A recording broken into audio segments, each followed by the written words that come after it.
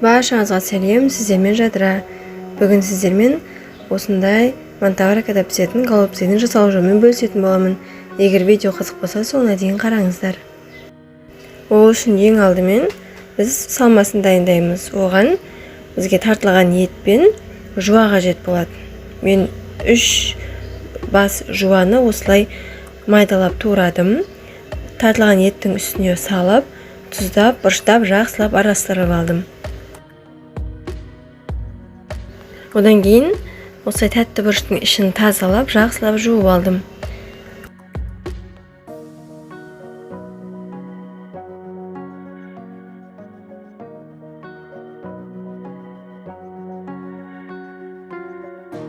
Енді осы тәтті бұрыштың ішіне салмамызды салып, іші майланған мантаваркаға орналастырып, алдын ала қайнаған суға 50 минут булап пісіріп алатын боламыз.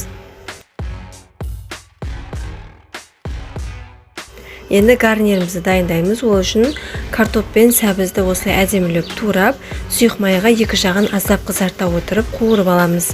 Сұйық майды қатты көп қылып құймауға кеңес беремін, себебі тамақ майлы болып кетеді. Картоп пен сәбізді қуырып алғаннан кейін одан қалған майға осылай пиязды, сәбізді және қызанақты жақсылап 2-3 минут қуырып аламыз. Ал жаңағы қуырылған картопымыз бен сәбізімізді осылай 5-7 минутқа булап пісіріп алатын боламыз. Мінекей біздің тағамыз дайын. Енді картоп жуамызды ыдысымызға саламыз. Үстіне қуырылған сәбіз жуамызды саламыз. Оның үстіне біздің мінекей голубцайымызды әдемілеп қоямыз. Сіздер көк жуамен, укроппен, петрушка сеуіп сәндесеңіздер болады. Мен укроп қана септім.